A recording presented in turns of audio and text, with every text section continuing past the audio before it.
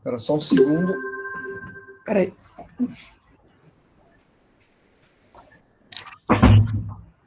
Bom, pessoal, então, começar já? Pode começar, Maria? Pode começar.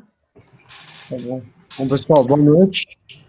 Primeiro, agradecer aí o pessoal da Fea Angels pela oportunidade da gente estar apresentando aí para vocês. Prazer sempre estar fazendo alguma live com o pessoal da Fea Angels, que já é um parceiro antigo. Agradecer aí a quem está ouvindo a gente. E agradecer ao Gustavo por ter aceito o convite de participar da live, falar um pouco sobre os efeitos da Covid, né, para startups na área tributária. Legal.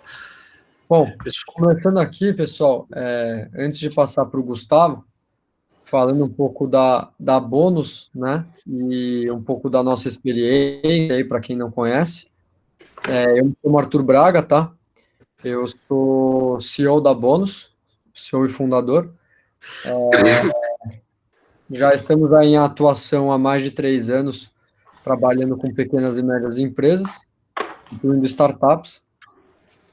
A gente criou uma forma de atuação para esse público que é muito vantajoso em questão de agilidade e questão de metodologia de cobrança. A gente atuou com mais de 400 empresas nos últimos 3 anos. E a ideia é a gente está com a PA Angels, entre outros parceiros, para levar conteúdo jurídico para as startups, considerando que o Brasil é um país super burocrático, né? E se você não tiver um advogado ou assistência jurídica necessária para você crescer, você, infelizmente, pode ter problemas e, infelizmente, não vai conseguir atingir aquele potencial de mercado que você está se planejando. Falando um pouco de mim, pessoal, eu sou, além de CEO da Bônus, eu sou sócio do Benes Advogados, que é um escritório grande de São Paulo, que tem 30 anos, 150 advogados. A Bônus, inclusive, foi validada lá dentro por 2 anos. Tá? Então, a gente tem uma relação muito boa com o escritório. Fui presidente e fundador da Comissão de Startups da OAB de São Paulo de 2017 a 2019. Tá? Coordeno um curso no IBMEC, chamado Legal Talks, é um papo jurídico para empreendedores, jovens empreendedores, então a gente tem esse público também de jovens advogados. Sou formado pela Mackenzie, em Direito, pós-graduado pelo INSPER em Administração de Empresas, e especializado em Venture Capital pela Universidade de Berkeley, da Califórnia. A gente também dá uma mentoria jurídica para startups, no sentido de ajudar eles a tirar dúvidas, né? Eventualmente, apresentar algumas soluções para as dúvidas do dia a dia de cada empresa. E isso a gente faz com muita satisfação hoje na Fea Angels, na WeWork Labs, na Erics Build Einstein, na Associação Brasileira de Startups, entre outros players aí, mundo afora, que a gente já tem uma parceria grande com a Bônus.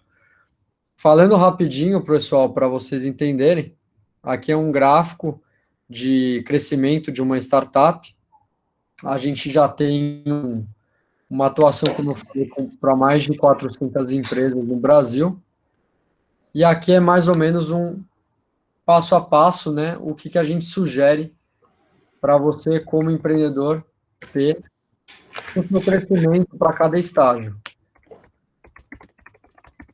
A gente tem aqui, eu não vou entrar em cada ponto, tá? Mas é sugerido, né, sobre a parte tributária, que desde o começo, quando você está estruturando, você começar a planejar qual vai ser sua carga tributária que você vai ter na operação.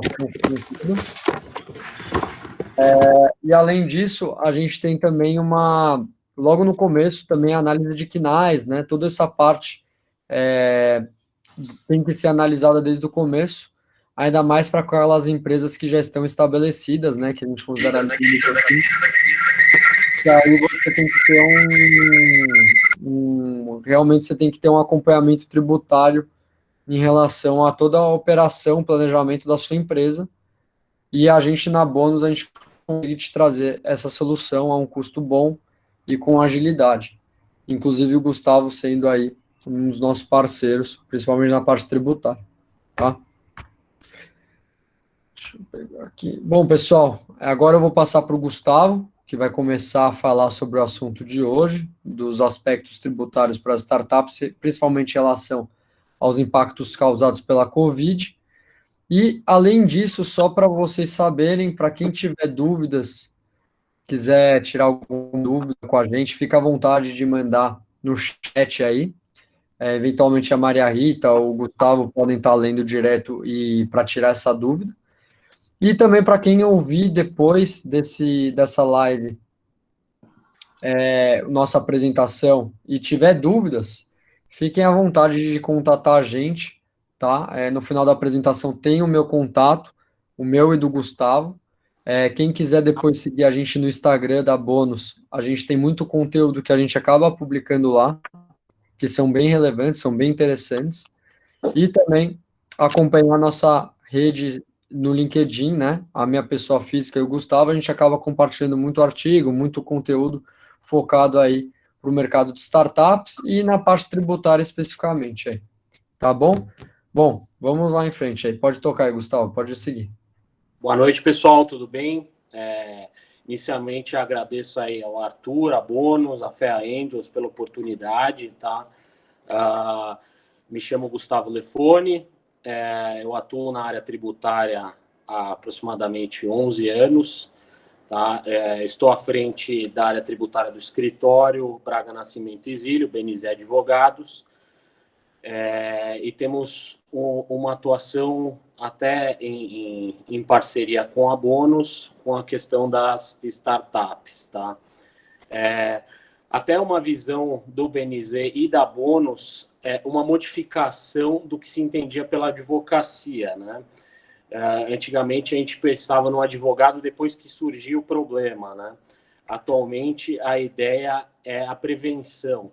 O advogado iniciar os trabalhos já junto com a empresa, o que é excelente quando a gente fala de startup, né? Que são empresas que estão iniciando e nesse início a gente consegue fazer bastante coisa, planejamento, verificação do melhor regime tributário, né?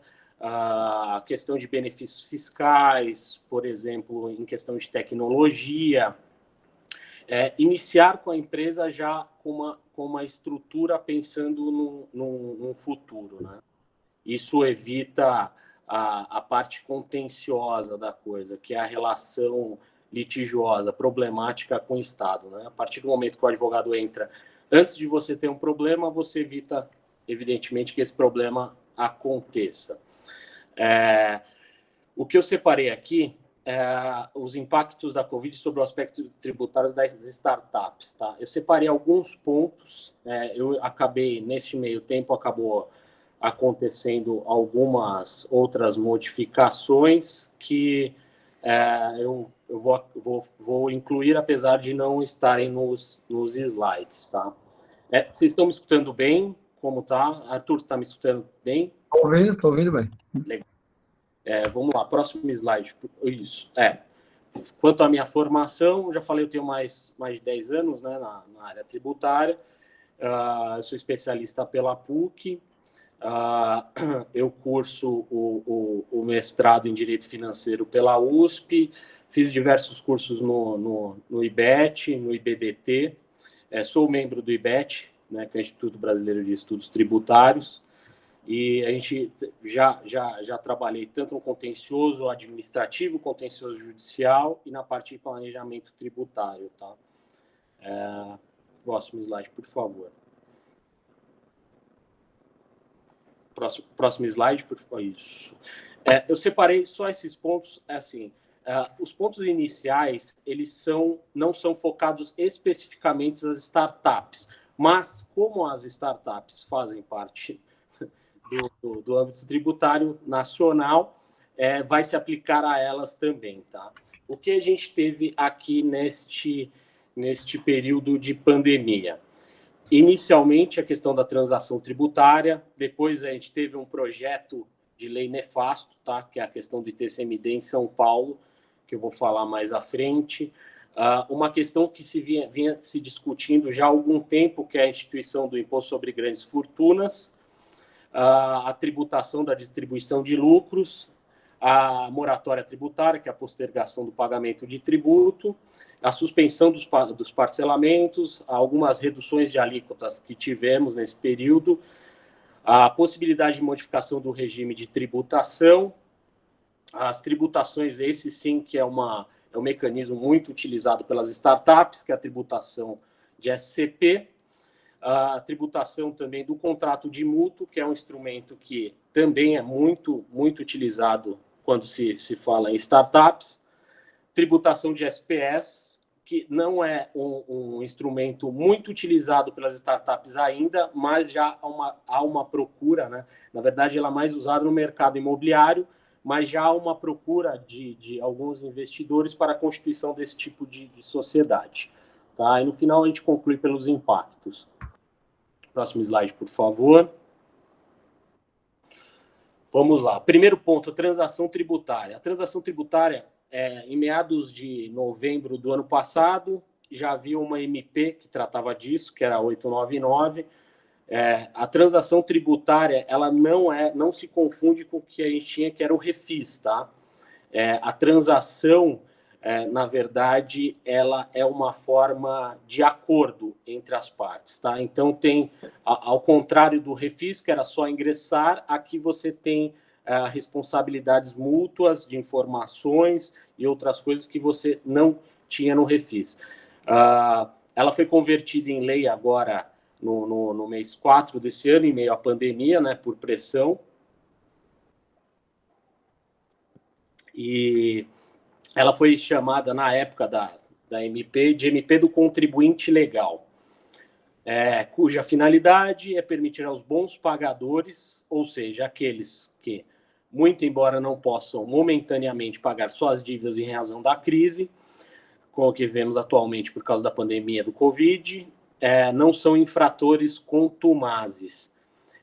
Apesar da ideia da transação tributária, outra coisa, ao contrário do refis, ela foi instituída e vai permanecer, tá? O refis, ele tinha um período de duração.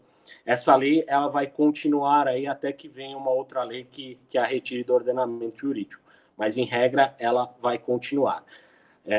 Mas, apesar da boa vontade da instituição dessa transação tributária, ela acabou sendo redigida de uma forma que gera alguns empecilhos. Por exemplo, a questão de infratores contumazes, que é o que prevê essa transação tributária. O que seria um infrator contumaz, né? A gente não tem nenhum dispositivo legal que diga exatamente o que é um infrator contumaz. É aquela pessoa que tem uma autuação fiscal? É aquela pessoa que tem duas, mais de 5? Não sabemos. Isso acaba o quê? Gerando uma imensa discricionariedade para quem vai analisar a possibilidade de ingressar ou não nesse tipo de transação tributária, tá? Ela pode ser negociada até 50% do valor do débito ou até 70% para micro e pequenas empresas, instituições de ensino, Santa Casa, sociedades cooperativas e demais organizações, tá? Isso na questão dos descontos e juros e multa do débito, tá? Próximo slide, por favor. A quais créditos tributários essa transação ela é aplicada, tá? São 4 tipos de créditos tributários. Aos créditos tributários não judicializados sob a administração da Secretaria Especial da Receita Federal do Brasil. Eu vou falar um pouco mais disso à frente, tá? No próximo slide. A dívida ativa e aos tributos da União, cuja inscrição, cobrança ou representação incumbam a Procuradoria-Geral da Fazenda Nacional. São aqueles débitos federais, tá? De tributos federais, que passou à esfera administrativa ou que foram declarados e não pagos, foram inscritos em dívida ativa e essa cobrança é feita pela Procuradoria. Então, são esses débitos que já estão em fase de execução fiscal, tá? No que couber a dívida ativa de autarquias e fundações públicas federal, cuja inscrição, cobrança e representação incumba a Procuradoria-Geral Federal. Aqui, pessoal, a gente está falando de dívidas, por exemplo, do PROCON, do DETRAN, também, de autarquias, desculpa, do DETRAN não, do PROCON, que é a autarquia federal, e as demais autarquias federais, tá? IBAMA, por exemplo, aos créditos cuja cobrança seja de competência da Procuradoria-Geral da Fazenda Nacional, nos termos do ato do Advogado-Geral da União, sem prejuízo disposto na lei, tal. Aqui é meio que repetitivo, né? Porque, na verdade, ele já fala dos débitos que já são de responsabilidade da Procuradoria, aqueles inscritos em dívida. Aqui, acredito eu que vai sair alguma regulamentação interna, tá, no âmbito da Procuradoria para expandir isso. Próximo slide, por favor. Quais são as modalidades? Esse é um ponto que mais causou críticas, tá, à transação tributária, porque ela acaba gerando uma discricionariedade de quem vai analisar a possibilidade ou não de ingressar no parcelamento, na transação tributária. Por proposta individual ou por adesão. O que significa isso? Por adesão, você vai abrir o seu ECAC, vai ter lá uma proposta já com os termos que a Procuradoria entende correta, você clica e adere, tá? Pelo seu ECAC. Agora, a questão da proposta individual. Esse é o problema. Você tem que elaborar um documento, uma proposta, informando a Procuradoria que você cumpre todos os requisitos, passo a passo, protocolar isso na Procuradoria. Isso vai ser analisado. Após a análise, vão decidir se você tem direito ou não a fazer parte da transação tributária. Aqui está a problemática, né? Por exemplo, a Procuradoria pode entender que você, além desse débito, você tem algum outro débito, então você é um devedor contumaz e ela pode indeferir a sua adesão ao parcelamento, tá? Por adesão, nos casos de contencioso judicial ou administrativo tributário. Aqui é o quê? São débitos que estão em discussão judicial e administrativa, que a Procuradoria entende que há motivos para que haja transação. Novamente, a Procuradoria vai ditar se você faz jus ou não à transação tributária, tá? A gente ainda não tem um dispositivo, alguma instrução da Procuradoria de como ela vai proceder a essa análise, como que ela vai fazer.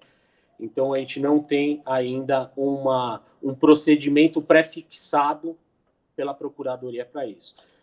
Além disso, a lei da transação tributária, ela tem alguns impedimentos. O primeiro deles, a redução do montante principal do crédito inscrito em dívida ativa da União. Vamos lá. Você tem um crédito de R$10 mil. Desses 10 mil, 5 mil é o valor do crédito tributário em si, que é o valor que você deixou de recolher aos cofres públicos, e os outros 5 são o quê? Multa, juros e correção monetária. A transação, ela só vai albergar esses 5 mil reais restantes, ou seja, só o que se refere aos juros, multa e correção monetária. Ela jamais vai reduzir o valor do crédito principal, ou seja, aquele valor que, teoricamente, você deixou de recolher aos cofres públicos. As multas previstas aqui são vários artigos, mas são as multas de natureza penal. Aqui é um outro entrave, tá? Quando você sofre uma fiscalização da Receita Federal, em regra, ela entende, por exemplo, você fez um planejamento tributário. Ela entende que esse planejamento tributário é legal, ela, na fiscalização, ela desconstitui esse planejamento, aplica o valor do tributo que ela entende que você deveria ter recolhido e ela aplica uma multa. o que é essa multa de natureza penal? É a multa de 150% quando ele entende que essa sua omissão de receitas para o fisco, que você deixou de recolher, foi feito de forma dolosa, ou seja, você quis deixar de recolher, né? E pela experiência que eu tenho na área, eu acredito que 70%, 80% dos autos de infração lançados pela Receita prevêem essa multa qualificada aí de 150% que tem natureza penal. Ela fala de natureza penal porque, além do crédito tributário lançado, ela ainda gera uma representação fiscal para fins penais, tá? Então, ela tem um efeito também no âmbito penal. Então, novamente, excluíram vários débitos que poderiam ter sido tratados aí. Os créditos do regime especial unificado de arrecadação de tributos, ou seja, aqueles do Simples Nacional, tá? Teoricamente, as questões do Simples Nacional serão tratadas em uma lei específica e não nessa transação tributária, só que até agora a gente não tem também essa questão quanto ao Simples Nacional. Débitos do Fundo de Garantia e aqueles inscritos em dívida ativa da União, tá?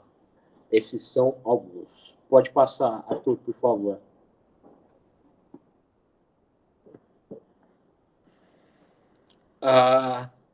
Esse aqui... tá. A questão dos débitos que não foram inscritos em dívida ativa, ou seja, aqueles que ainda estão no âmbito da Receita, em discussão na Receita, eles falam em disseminada controvérsia jurídica. Novamente, a gente não tem como precisar exatamente o que é essa disseminada controvérsia jurídica. Alguns doutrinadores têm tratado disso, como sejam casos que são reiterados, né, no âmbito administrativo, são casos que acontecem com diversas empresas, só que, novamente, a gente não sabe se é o que acontece com 100 empresas ou com 100 mil empresas. Então, não há uma regulamentação específica quanto a isso. Tá? Próximo, por favor. Por favor, aqui não. Boa. Boa, agora sim. Certo, vamos lá. Pessoal, agora no dia 17 de junho saiu também uma forma de parcelamento, tá? Eu não coloquei nos slides, mas saiu agora, tá? No âmbito federal, que as pessoas estão chamando de refis, mas também não é um refis, porque ele tem diversos entraves para o ingresso, tá? E ele é melhor do ponto de vista financeiro do que essa transação tributária, porque ela prevê o desconto de até 70% do valor total dos débitos. Tá? Então, 70%, não é aquela questão na transação, você não pode ter desconto quanto o valor principal. Nessa, você pode ter desconto. Qual é o problema aqui? Nessa nova forma de refinanciamento, você tem que comprovar, tá, para a Procuradoria, só abrange os débitos que já estão inscritos em dívida, ou seja, aqueles que já estão em cobrança judicial ou já foram inscritos em dívida, estão em vias de serem cobrados pela Procuradoria. Aqui você tem que fazer um pedido para a Procuradoria comprovando que você está em uma crise financeira, comprovando de que forma? Contabilmente. Você tem que apresentar todos os seus balanços, apresentar todos os seus recebimentos, todos os pagamentos de fornecedores. Você vai ter que abrir toda a sua vida, a vida da empresa, para a Procuradoria, para que eles analisem se você faz jus ou não a esse novo refinanciamento, tá? A gente ainda não tem como é muito recente, ainda não temos uma regulamentação expressa sobre isso. Isso deve sair agora em meados de julho e agosto, tá? Só para vocês ficarem cientes que tem mais essa modalidade, mas é uma modalidade que ela é bem constrangedora para a empresa, ao ponto que você tem que apresentar todos os seus documentos fiscais para a Procuradoria e talvez, ao invés de gerar um benefício, acaba gerando um prejuízo aí. Outro ponto que eu trouxe, que é voltado aqui para São Paulo, tem um projeto de lei. Tinham vários projetos para alteração de alíquota, tá? Mas o partido, alguns vereadores, alguns deputados aqui de São Paulo, do Partido dos Trabalhadores, apresentaram um novo projeto de lei que pretende modificar as alíquotas e diversas outras coisas relacionadas ao ITCMD. O ITCMD é o quê? É Imposto de Transmissão, Causa Mortes e Doação, ou seja, ele vai aparecer toda vez que você tiver um caso de morte ou um caso de doação.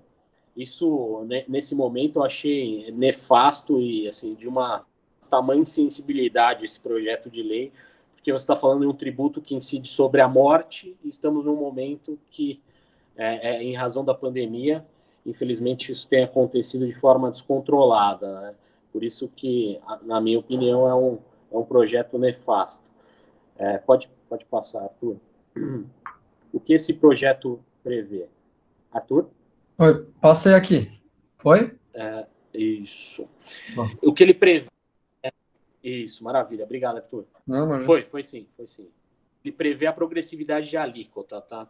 Atualmente, do ITCMD, incidente sobre herança, legados, doações no âmbito do Estado de São Paulo, é de 4%. No entanto, o PL 250 prevê a majoração desse imposto estadual, que passaria a incidir alíquotas progressivas de até 8% em razão da base de cálculo do ITCMD. Qual é a base de cálculo do ITCMD? É o valor do legado, da herança ou da doação, tá? Você pega essa alíquota de 4%, coloca sobre o valor, que você vai chegar ao valor do tributo devido. Antigamente era de 4%, atualmente é de 4%, e esperamos que se mantenha assim. E por esse projeto de lei, a intenção é que passe até 8% de forma escalonada, conforme o valor do legado da herança ou da doação, o valor do ITCMD vai subindo. Próximo slide, por favor.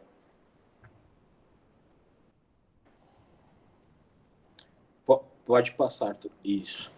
Vamos lá. Ele prevê até R$276 mil, uma alíquota de 0%, de 276 a 826 de 4%. Na verdade, o que acontece?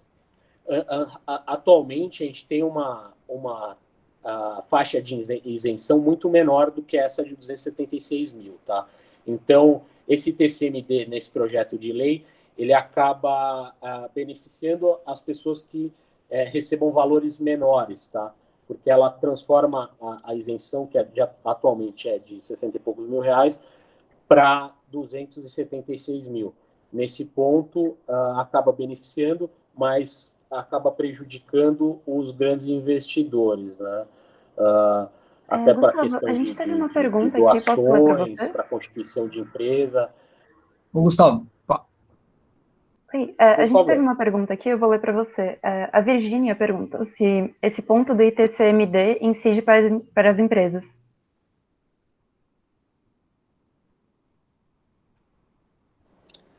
O ITCMD incide para a empresa, por exemplo, vamos supor que eu vá constituir uma empresa, a minha integralização de capital pode ser feita também por doação, né?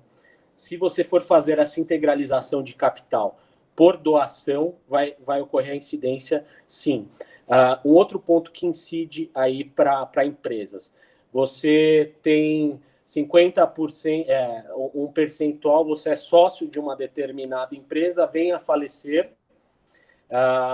esse seu percentual da empresa, ao ser repassado para os seus legatários, esse percentual vai sofrer também a incidência do ITCMD, tá? Então, tem aplicação, sim, para as empresas, e é por isso que a gente incluiu. Tem mais alguma dúvida sobre isso? Alguma colocação?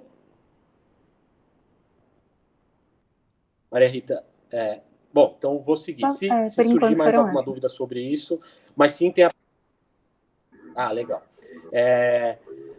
Mas sim tem aplicação, tá? Tanto no caso de causar mortes, quanto no caso de doação, tá? Muitas vezes eu vejo a constituição de empresas por forma de doação, tá? Até na parte de holding empresarial, muitas vezes o pai, já para antecipar uma futura herança, ele constitui uma holding e o patrimônio dessa holding, por muitas vezes, ela é constituída por forma de doação. E nesse caso, teria assim a incidência do ITCMD. Tá? Temos essas alíquotas escalonadas aqui, que acima de 2.484.000, ela vai para 8%. Vamos passar para o próximo, Arthur, por favor.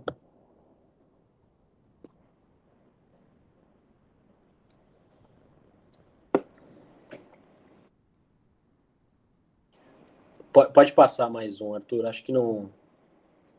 Essa não vale falarmos agora. A questão da doação aqui.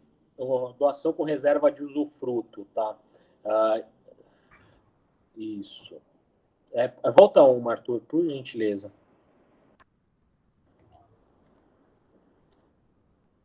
Arthur? Isso. Não, vou ter aqui. Antigamente, o que você pode fazer? Você pode doar um imóvel, por exemplo.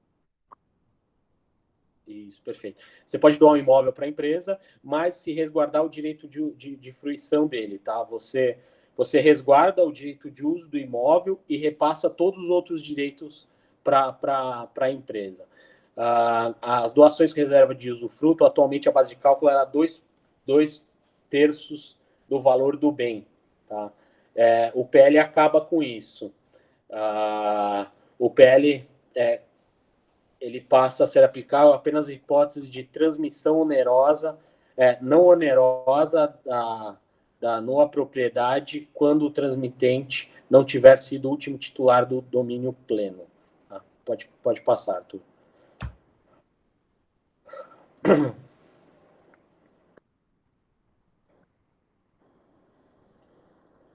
No caso de bens imóveis havidos por herança, legado ou doação, a atual redação da Lei 10.705 de 2000 determina que a base de cálculo do ITCMD não deve ser inferior, em se tratando de imóvel urbano, ao valor da base de cálculo do IPTU. Ou, se tratando de imóvel rural, a base de cálculo não pode ser inferior ao ITR. Né? O IPTU é o imposto que incide sobre a propriedade territorial urbana e o ITR sobre a propriedade territorial rural. O PL prevê que a base de cálculo do ITCMD passe a ser o valor de mercado dos imóveis. Tá?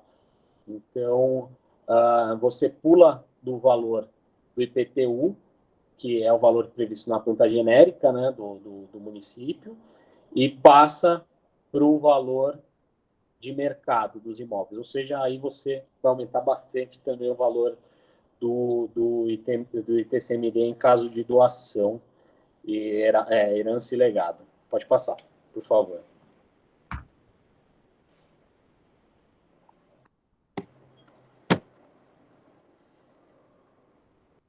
Pode passar, Arthur. Vamos pular esse para a gente focar no principal. Pode passar.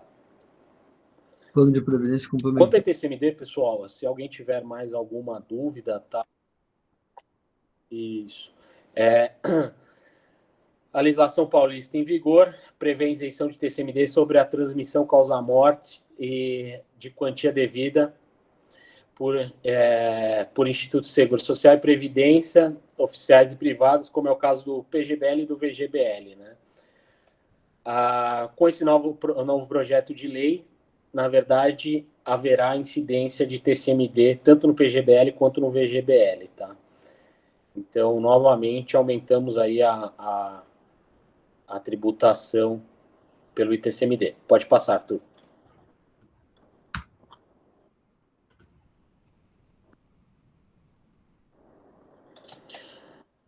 Pode passar para a gente focar aí no final. Tá, esse aqui é um imposto, o IGF é o Imposto sobre Grandes Fortunas. O que acontece? Ele tem uma previsão constitucional já, tá? Desde a Constituição de 88 já existe esse tributo, mas apesar de existir constitucionalmente, ele não existe de fato, tá? Não há uma previsão de... Ele não foi instituído, não foi instituída a cobrança desse tributo. Esse tributo é de grande importância para a questão dos investidores, tá? Ao instituir o IGF, você acaba por inibir os grandes investidores a trazerem o seu dinheiro aqui para o Brasil. E isso eu estou falando de fundos de investimentos, grandes empresas, porque ele insiste tanto sobre a pessoa física quanto a pessoa jurídica, tá? Então, isso já vinha se tratado vinha sendo falado muito na questão da reforma tributária, a questão do IGF, e agora ele tomou força com a pandemia. Isso, pessoal, é muito temerário, porque ele vai afastar exatamente aquelas pessoas que têm capital para fazer investimento no país. Porque apesar de falar, mas a startup ela não vai ter, é uma empresa nova que inicialmente não vai ter a incidência do IGF, mas pô, o investidor anjo, por exemplo, sim, ele vai ter essa incidência do IGF. Pode passar, Arthur.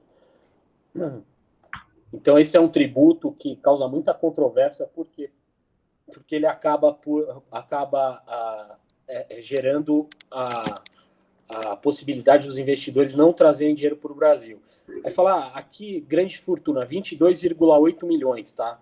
É a base de cálculo aí para a incidência do IGF. Quem tem um patrimônio superior a esse valor será tributado na medida de 0,5% até 1%, tá?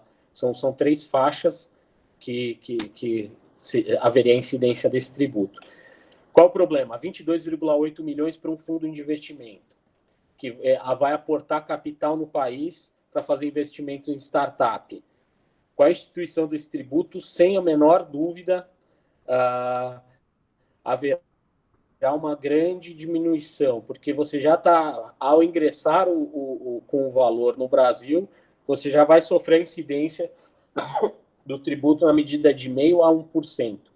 Então, muito tem se discutido sobre isso, e a minha perspectiva é que isso não vá para frente.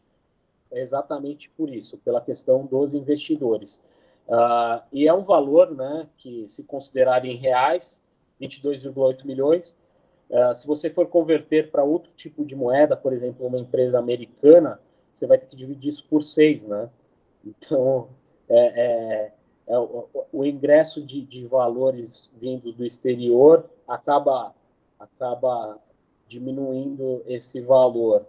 Você vai entrar aqui com um pouco mais de 5 milhões, 3 milhões, 4 milhões, 5 milhões de dólares, você já bateria esse limite. Então, é super complicado do ponto de vista do investidor e acaba afetando sobremaneira as startups.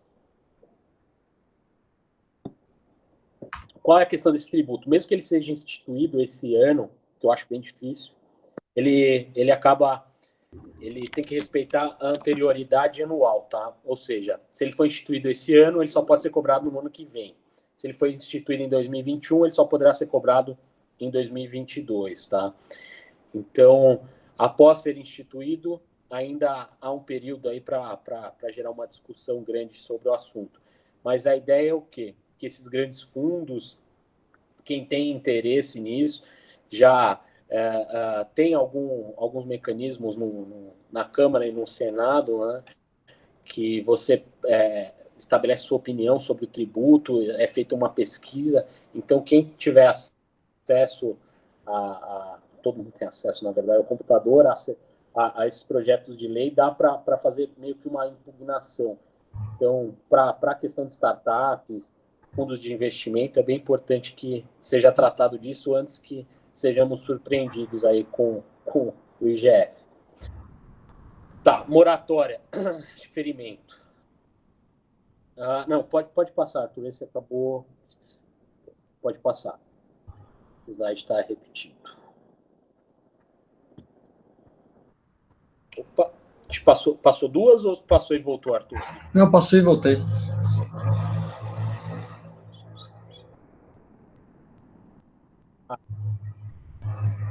Tá, a gente tem uma portaria 139, agora de abril de 2020, que é aplicada a todas as empresas que recolhem tributos federais, ou seja, todas as empresas, né? Inicialmente, aqui é a questão das empregadas domésticas. Esse aqui a gente vai pular. Pode pular, Arthur. Isso aqui não tem pertinência com o que a gente vai falar. Aí. A medida provisória 932 de 2020. Ela reduziu a 50% a alíquota das contribuições devidas às entidades do Sistema S. Até o dia 30, né? Ou seja, até hoje, esperava-se que haveria uma postergação nessa redução, mas até agora não temos notícias disso. O que é, toda vez que você faz um recolhimento na sua guia federal, a incidência das contribuições do Sistema S, que são fixadas de acordo com a categoria da sua empresa, que são para o INE, para o SEBRAE, para o SESI, SENAC, ou seja, se a empresa é de uma determinada categoria, se é da indústria, é do SESI, e assim por diante. É um tributo que incide sobre o valor da folha de salário, tá? Sobre o total da folha de salário. Eu vou falar depois sobre uma coisa que a gente tem conseguido bastante êxito para a redução desses valores. Essas contribuições para o Sistema S, ela varia de 0,5% a 1,5% sobre o seu valor da folha, tá? Ela foi reduzida a 50%, apesar em todos os estados, fora o Distrito Federal, que conseguiu uma liminar, o SENAC conseguiu uma liminar lá na Justiça Federal para afastar essa redução, tá? Então, para quem é do Distrito Federal, essa redução só foi aplicada no primeiro mês, depois não foi mais aplicada. O que a gente tem feito no escritório, pessoal, porque as contribuições para o Sistema S, a lei prevê que ela deve ser limitada até 40 salários, tá? O que o fisco federal faz? Ele pega a alíquota, que valia de 0,5% a 1,5%, e aplica sobre o total da sua folha de salário. Então, independente seja 40, 60, 100 salários mínimos, ele aplica sobre o total. Só que o que acontece? A gente já tem diversas decisões judiciais para que seja limitado isso a 40 salários mínimos, tá? É uma tese que ganhou força agora em março, teve uma decisão do STJ no sentido de afastar as contribuições sobre as contribuições que incidem sobre um valor a mais do que 40 salários. E para quem tiver interesse, para quem tem uma folha de salários acima de 40 salários mínimos, vale a pena ingressar com a ação, porque além de você parar de recolher sobre o valor total da folha, limitando-se a 40 salários, você ainda consegue a restituição dos 5 anos passados, tá? Que é o prazo de prescrição tributária. Então, além de cessar o pagamento a partir do ajuizamento da ação, com o deferimento de uma liminar, você consegue ainda recuperar os últimos 5 anos. A chance de êxito é muito boa, já temos uma jurisprudência boa nos tribunais, então vale a pena. A redução de 50% acaba hoje, então a partir do mês que vem o recolhimento é normal, e fica a dica para quem tem mais do que 40, recolhe sobre mais de 40 salários, que procure algum advogado ou alguém especializado na área para que ajuize uma ação para restituição e para que seja cobrado sobre o valor correto. Próximo slide, por favor, Arthur.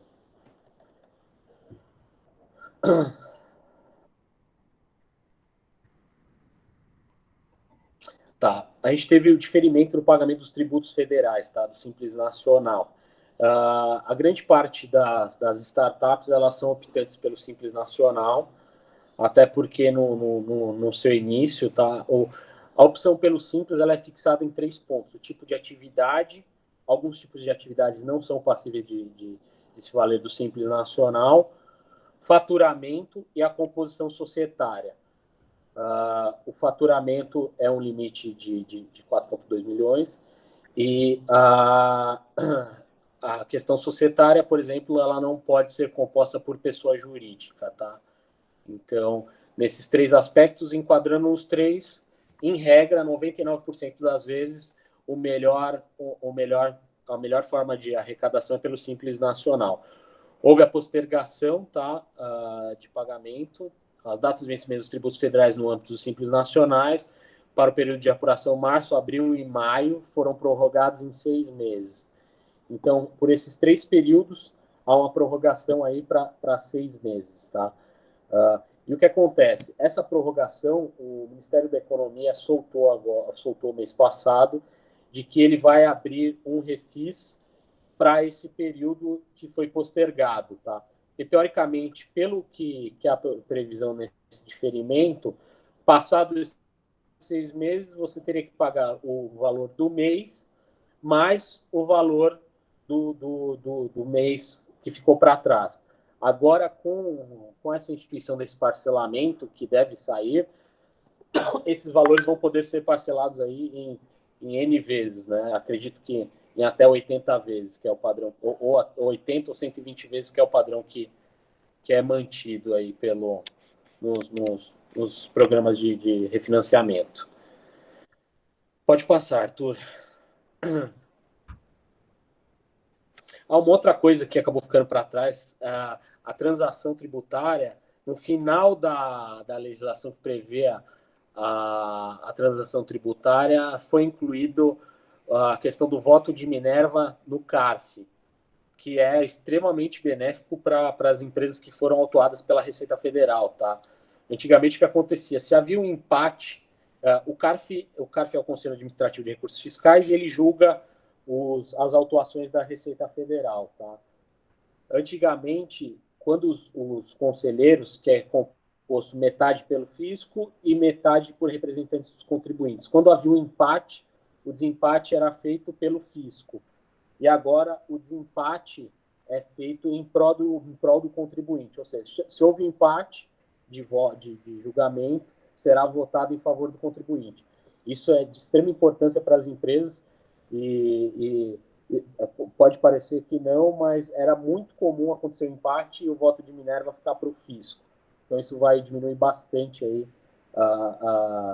vai aumentar bastante os julgamentos favoráveis aos contribuintes.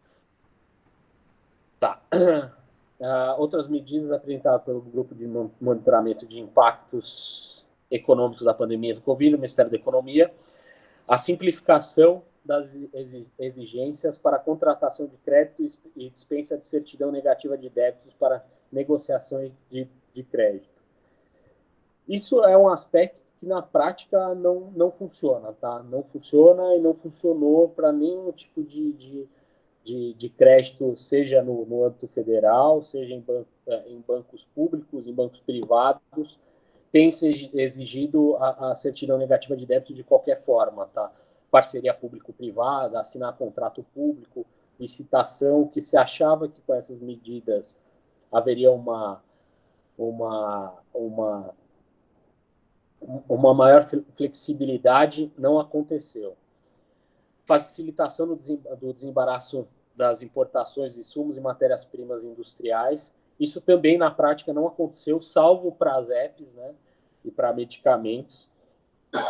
Para medicamentos voltados ao Covid exclusivamente, e matérias, testes de Covid, máscaras, esse tipo de material, realmente teve uma simplificação, mas o restante continua da mesma forma. Redução a zero alíquota de importação para produtos de uso médico hospitalar até 30 de setembro. Então, o imposto de importação foi reduzido a zero para esse tipo de mercadoria, desse tipo de mercadoria importada.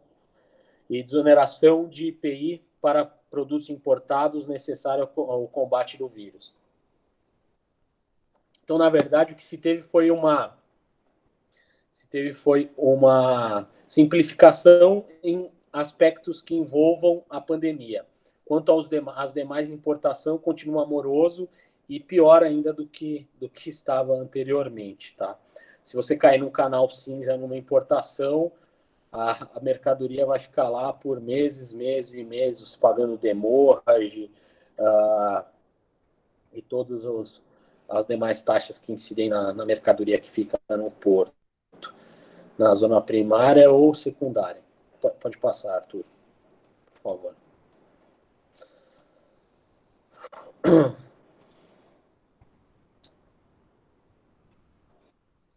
Esse é um ponto que, quando você faz a opção pelo regime de caixa ou regime de competência, você apura o que é melhor para a sua empresa, né, considerando os aspectos econômicos.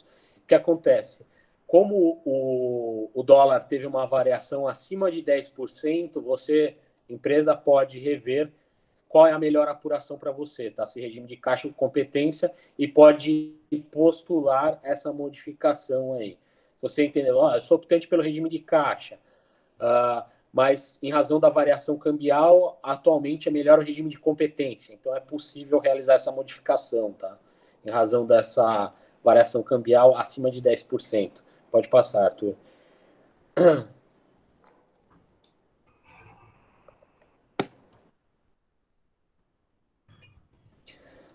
Tá. O que a gente tem aqui para startup são as diversas constituições de sociedade por conta de participação. Acredito que uma grande parte das startups, pelo menos as que a gente trabalhou, elas optam por essa constituição por SCP, tá? Qual é a vantagem aí da SCP? A SCP é constituída no nome de determinada pessoa jurídica, e essa pessoa jurídica, ela, de uma forma simples, ela é o rosto da operação, tá?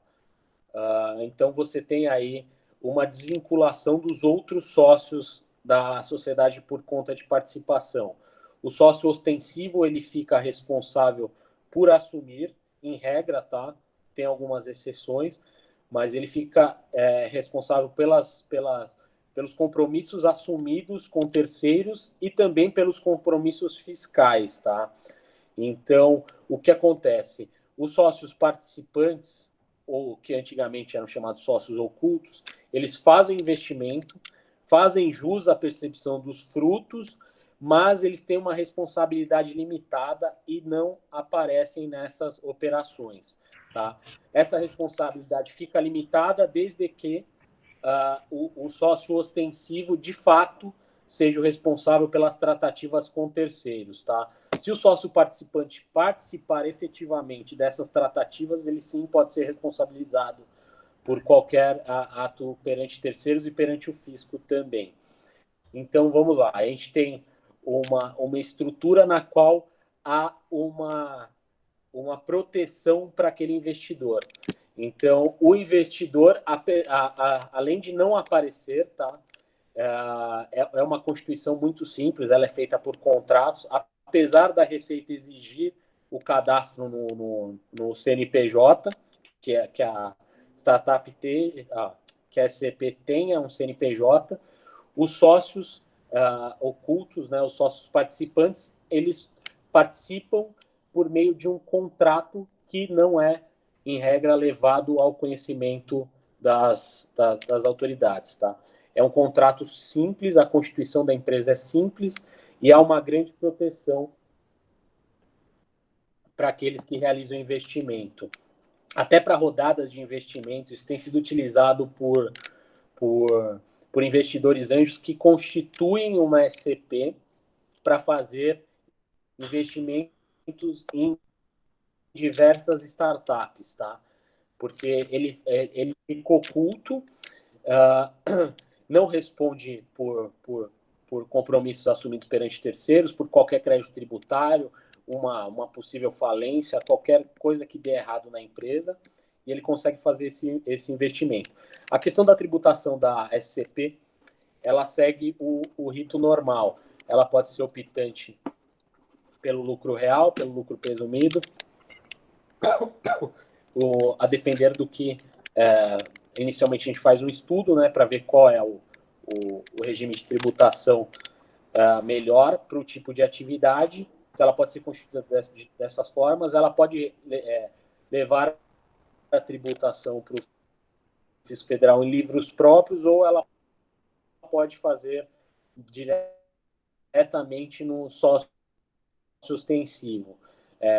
O sócio ostensivo, no seu livro de tributação, ele abre uma janela para SCP e faz toda a escrituração lá. Na prática, é muito difícil que as pessoas façam direto, que as pessoas façam a apuração dos tributos pelo sócio ostensivo. Costumam fazer diretamente aí pela SCP. Tá?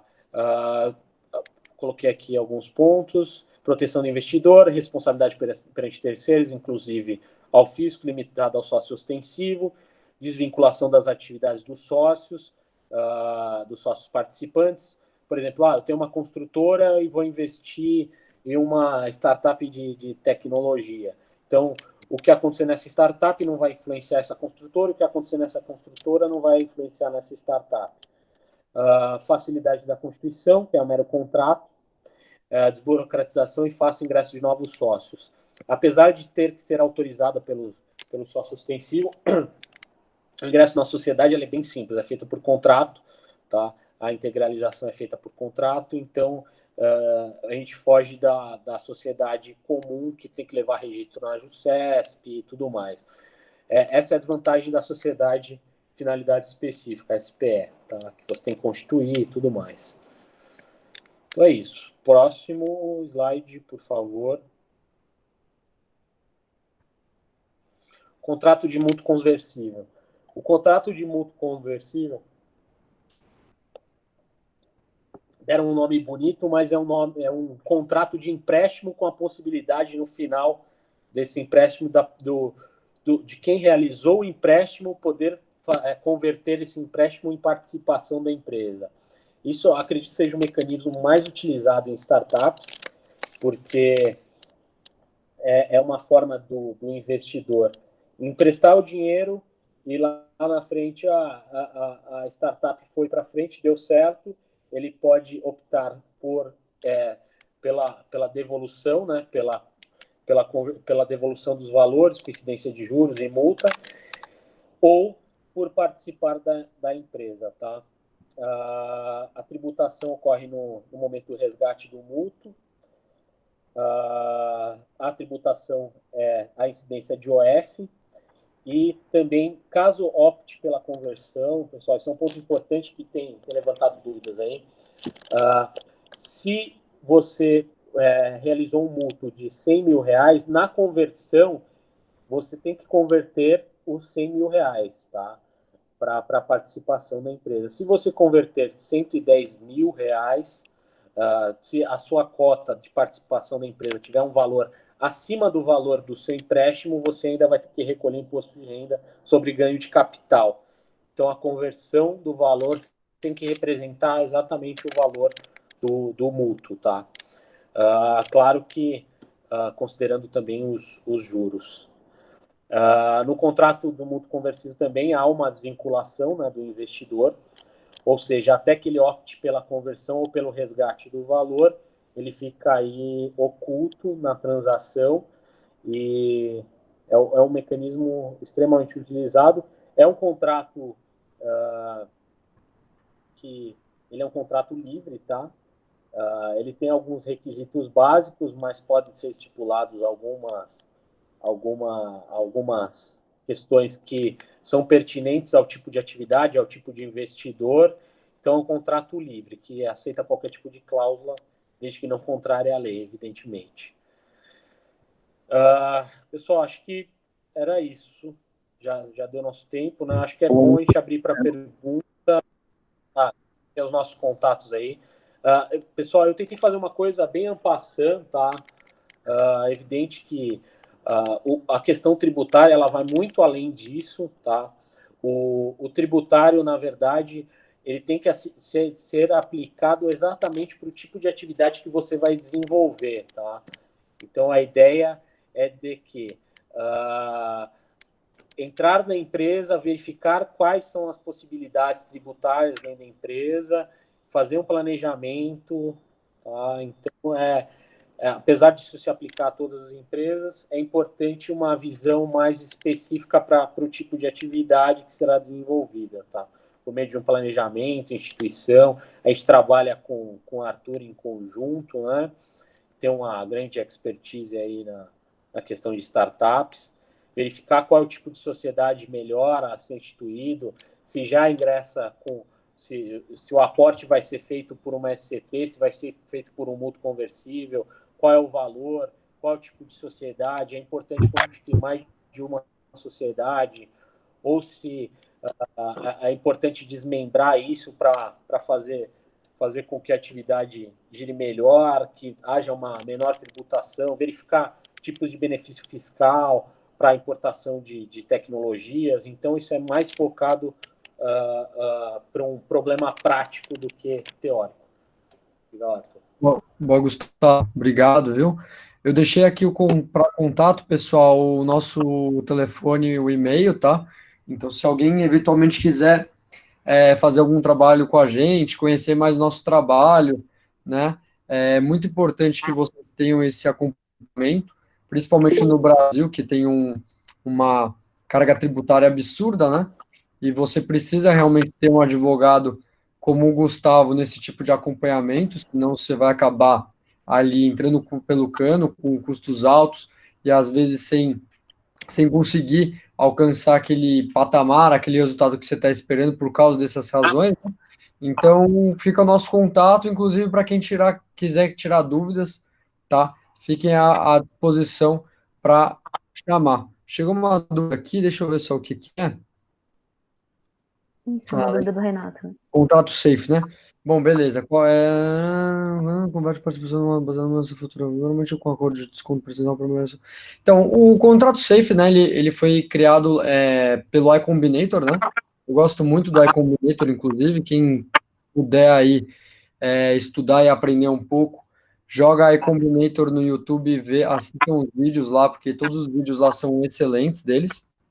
Mas, por outro lado, eu não gosto muito desse contrato, tá? Inclusive, quando eu fiz a especialização em Venture Capital em Berkeley, para investidores não é um contrato muito bom, tá? O contrato de SAFE, para quem não conhece, SAFE quer dizer Simple Agreement for Future Equity.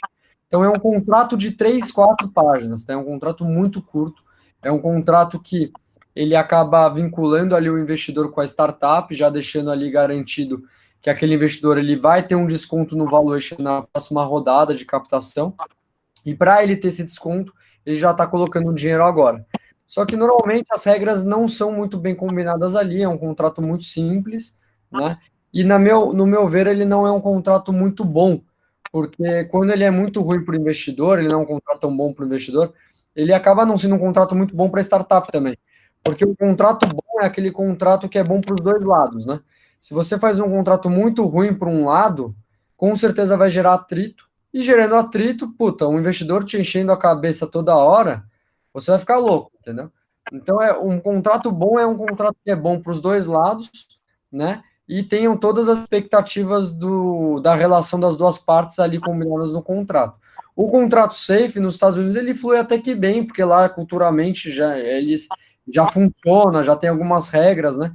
Mas aqui no Brasil não é ainda um contrato tão utilizado. E, no meu ver, eu acho que um contrato de investimento, né, um contrato que você está colocando dinheiro, ainda mais numa condição hoje no Brasil com um risco alto, tem que ter muito bem combinadas as expectativas de cada lado para não gerar confusão depois. Acho que eu consegui responder aí o Renato. Boa, Renato. Obrigado. Pessoal, acho que toda a tributação é a mesma coisa, né, Arthur, do que o conversível, né? No final das contas. É mais ou menos. O mútuo conversível, na verdade, é um empréstimo, né? Eu estou colocando dinheiro para converter em participação societária. Se eu não converter, eu pego o dinheiro de volta com juros e correção. O safe, não. O safe é mais um contrato de opção de compra. Eu estou colocando grana para, na próxima rodada, eu ter um desconto no valuation e poder colocar uma participação ali no negócio. Se eu não exercer aquela opção, eu perdi a grana que eu coloquei agora, entendeu? Não tem empréstimo, eu não posso pedir o dinheiro de volta com juros nem nada. Aliás, o SAFE nem tem juros, tá? Então, é um contrato mais garantido que eu estou colocando uma grana e na próxima rodada eu tenho um desconto do valuation, entendeu? É mais próximo de um contrato de opção de compra mesmo, do que o mútuo conversível. Não tem uma natureza de dívida aí, tá? Legal. Perfeito. Beleza, pessoal? Beleza. Bom, acho que é isso. Aí, Vamos lá. se tiver dúvidas, tem nossos contatos aí nas mensagens. A gente vai ter o prazer de poder ajudar vocês aí, quem quiser. E é isso. Obrigado, Fea Angels. E boa sorte a todos aí.